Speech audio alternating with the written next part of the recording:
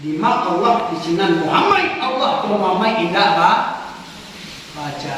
Ya.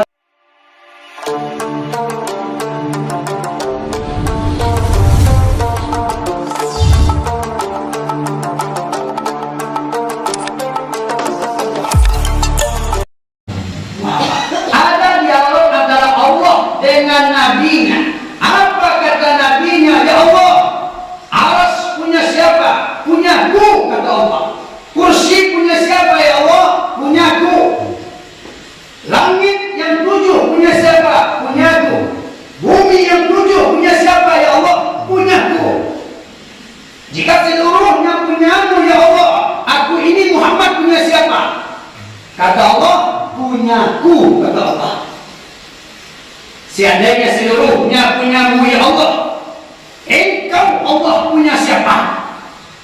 Engkau Allah punya siapa? Di situ Allah berkata, aku Allah punya orang yang banyak berselawat kepada Muhammad. Aku Allah punya orang yang tahu dengan Muhammad. Jadi kedua Pak, jadi Allah tu akan zakir dia Pak. Allah tu akan rasul dia Pak. Saya dari acuk sabuat Muhammad. Di mak Allah di sinan Muhammad Allah tu Muhammad indah Pak.